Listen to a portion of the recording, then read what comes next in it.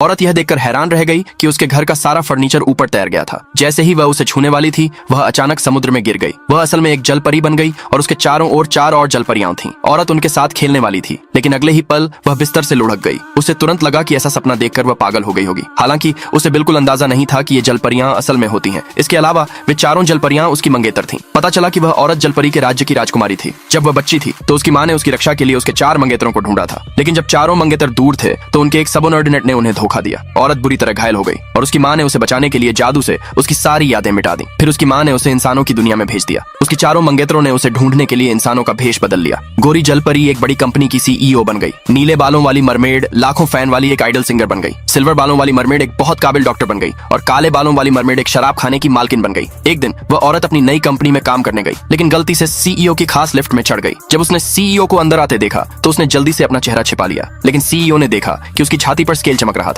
उसे तुरंत एहसास हुआ कि यह औरत राजकुमारी हो सकती है। पता चला कि यह स्केल उन्हें औरत की माँ ने दिया था। यह औरत की मौजूदगी को महसूस कर सकता था। सीईओ ने औरत से अपना चेहरा दिखाने को कहा, लेकिन उसके पीछे लिफ्ट का दरवाजा अचानक खुल गया। यह देखकर कि औरत गिरने वाली है, सीईओ ने जल्दी से उसे खींच लिया, लेकिन स्केल चमकना बंद हो गया और सीईओ ने तुरंत उसका हाथ छोड़ दिया। अपने ऑफिस लौटने के बाद उसे लगा कि उससे गलती हुई होगी। उसे नहीं पता था कि स्केल तभी चमकता रहेगा जब वह राजकुमारी से सच्चा प्यार करेगा। इस बीच काम से छुट्टी मिलने के बाद वह अपनी दोस्त के साथ अपने आइडल का कॉन्सर्ट देखने गई। कॉन्सर्ट शुरू होने से पहले महिला बाथरूम जाना चाहती थी। गलती से वह आइडल के ड्रेसिंग रूम में चली गई। स्टाफ को लगा कि वह कोई बहुत बड़ी फैन है और उन्होंने उसे बाहर निकालने की कोशिश की, लेकिन आइडल ने उसे रहने दिया और बताया कि रेस्ट रूम दूसरी मंजिल पर है। बाथरूम इस्तेमाल करने के बाद महिला को याद आया कि उसकी दोस्त इस आइडल की पक्की फैन है, इसलिए वह अपनी दोस्त के लिए ऑटोग्राफ मांगना चाहती थी। उस आदमी ने मना नहीं किया और सीधे उसकी हथेली पर अपना नाम साइन कर दिया। उसने उसके हाथ के पिछले हिस्से को किस भी किया।